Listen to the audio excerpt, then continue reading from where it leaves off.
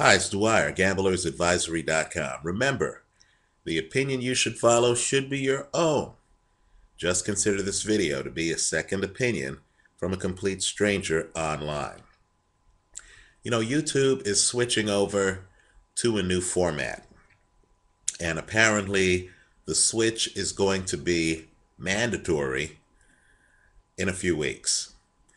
So what I'm trying to do is to look at the new design, because what's important to me is that viewers be able to have an ongoing comment page that continues to be one of the best online, in my opinion. You know, I want to be able to make sure that viewers can leave their comments for fights, and when fights happen, especially pay-per-view fights, that viewers can actually come online and score the fight and see how others are scoring the fight as well. Let's try to get past the media hype. Let's try to hear what each other has to say.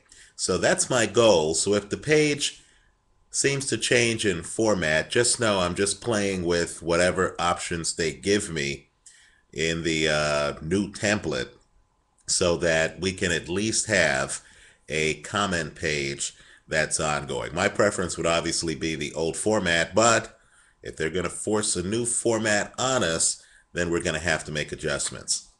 Let's talk about this upcoming fight between Devon Alexander and Marcus Maidana. Now, let me just say this. You know a great jab when you see one, right? It is the kind of jab, a sledgehammer jab, that moves you. You have to do something about it. You can't stand there and just allow the jab to hit you, because eventually that jab is going to knock you out. Right? For those into boxing history, think back to Sonny Liston, sledgehammer jab. Arguably that's Sonny's best punch. The heavyweight champ Sonny trained with, who he taught to jab, George Foreman. Same type thing. Foreman, for all of his power, just like Liston, had a sledgehammer jab that you just couldn't get out of the way of. Right? Ali, Larry Holmes, Carlos Monzon.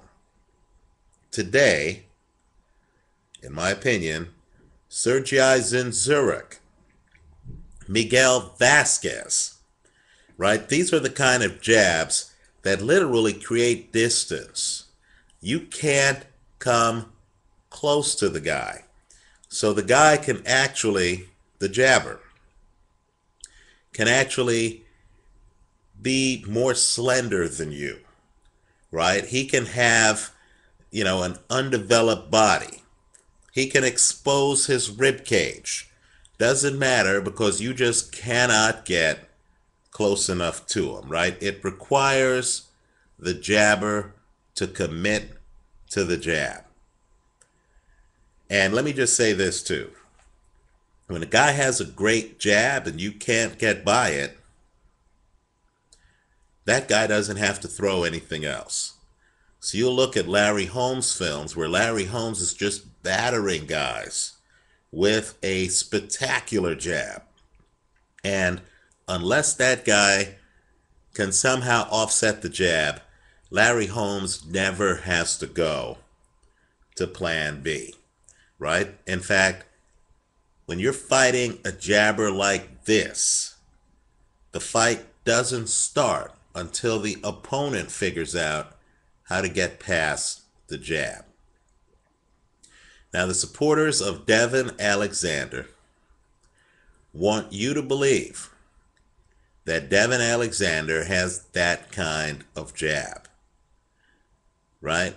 I don't think he does.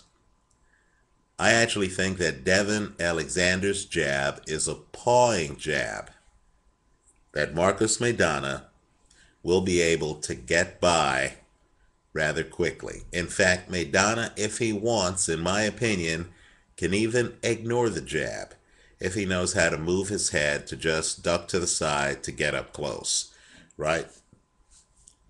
The jab that Devon Alexander throws is just a placeholder, in my opinion, right? It's kind of like a Manny Pacquiao jab. It's just a jab to blind you while Alexander does other things. Alexander does have a great uppercut. It's one of boxing's best uppercuts. Take a look at the Alexander versus Juan Urango fight. But understand that, in my opinion, is his real game, because you can walk him down when he just shoots the jab at you, right? That jab, it's a placeholder, and it's supposed to fool judges, right? The Kotelnik fight, where Kotelnik is walking down Devon Alexander. If you look at that film, you're going to see, number one, a lot of Alexander's jabs don't even hit Kotelnik, right? Number two, while Alexander is looking like he's throwing high volume, that volume can't be confused with, let's say, Larry Holmes or Carlos Monzon, where when they are hitting you with jabs, they're actually busting up your face. I like Marcus Maidana in this fight. I think Marcus Maidana walks down Devon Alexander, right? But, and here's the big but, because Maidana is defensively challenged, right? He's a guy who has been dropped off a body shot from Amir Khan. He's a guy who has been dropped off flush shots up top by Victor Ortiz. I would encourage you to look at both of those films. What's striking with Maidana is, if you're crazy enough to stand there with the heavy-handed Maidana and trade with him, you're going to land flush punches. And all I'm saying is Alexander has a very hard uppercut, right? There is a possibility that Marcus Maidana comes in recklessly, like he always does, and then gets hit with a well-timed uppercut. As odd as it sounds, I don't think Alexander can win this fight by decision. I actually think Alexander's best hope of winning the fight is by knockout. So the bet I like is Maidana to win, and I think he wins by knockout, straddled against Alexander by knockout. Let me also make a few points. You know, there's some fighters who are underrated. You see them fight Sergio Martinez, for example, earlier in his career, where you would see him fight, you would see him beat a Kermit Cintron, then you would hear that the fight's a draw. Then you would see him beat a Paul Williams, and then you would hear that on one judge's card he only won 1 or 2 rounds, right? So then, as a fight fan, you know, hey, this guy's the real deal. What's been happening to this guy is he's been getting ripped off, right? So you will then mentally know Martinez is better than advertised. His record undersells his accomplishment. So when Martinez gets his next opportunity, you're there knowing that some gamblers have just looked at the numbers, but you've looked at the fights, and you know that Martinez is underrated. Well, you also have the opposite. You have guys who win fights that they didn't win, right? All I can say is this. I thought Andre Kotelnik beat Devon Alexander, right? I'll leave it up to the viewer on whether Alexander beat Lucas Mathis, right? Alexander, quite frankly, I thought, was getting dominated by Timothy Bradley. The fight was stopped. Bradley won the fight, was awarded the fight, but of course the folklore, the narrative the next day was that Bradley was a dirty fighter, and that, Bradley won by headbutts, and that somehow Bradley had cut corners on the victory, and that Alexander was a victim. Was that what happened? Or did Alexander have a complete inability to keep Timothy Bradley off of him? The difference between Timothy Bradley and Marcus Maidana Because Timothy Bradley comes in and hits you with well strategically timed punches, right? He's trying to get you on timing and stuff like that. When Marcus Maidana comes in, he's trying to take your head off. He's throwing power shots. If you can't keep Marcus Maidana off of you, you're in trouble. Let's talk about another Maidana fight. And I think people have been fooled by this fight somewhat. When Marcus Maidana fought Eric Morales, and my pre-fight video is up on that fight, understand that Eric Morales is a technician. In other words, you come inside on Eric Morales, he doesn't even have to back away. He can tie you up inside, right? Inside, Eric Morales is actually a better fighter than Marcus Maidana, who throws punches at wide angles. But understand that fighters with an inside game, think Timothy Bradley, think Andre Ward. Fighters with an inside game are a complete, distinct subset of the sport. Most guys can't fight inside, right? The inside guys, the guys who know how to get inside and then they're trading with you and they know how to tie up one of your hands while hitting you with their free hand. It looks unwieldy. Bernard Hopkins. But it's effective, right? You can literally get inside, and if the other guy can't handle you up close, like Mike Tyson couldn't handle Evander Holyfield, then it's actually a mismatch up close. It looks sloppy to fans, but understand the guy inside who's able to put his head under the other guy's chin and go to work is actually wearing out his opponent. Right? Frustrating his opponent. Mike Tyson was so befuddled by Evander Holyfield. And keep in mind, this was in the rematch. Tyson had already had an entire fight to try to figure out Evander and couldn't do it. He was so befuddled in the rematch that he bit off part of Evander's ear. Right? Devon Alexander, in my opinion, was just laying on the ropes when Timothy Bradley had him up on the ropes and was working him over. I view the headbutt story as either a cover story, right? Kind of like Mikhail Kessler claiming he was headbutted in the eye by Andre Ward. I think it's a cover story to mask being dominated, or maybe Devon Alexander is completely clueless, which means he doesn't have the experience to understand that he's systematically getting broken down by his opponent inside. Well, the point is this. When Marcus Maidana came inside on Eric Morales, Morales, who is a surefire boxing Hall of Famer in my opinion, thought, okay, great, he's inside, I'll tie him up. I'll befuddle him, right? That's exactly what Eric Morales did because Eric Morales has that skill set. You know, a fascinating fight would be Timothy Bradley against Eric Morales. Because trust me, when Bradley comes inside, Morales wouldn't be complaining about headbutts, right? He'd know how to tie up Bradley, turn Bradley, make the thing really an advanced technical fight.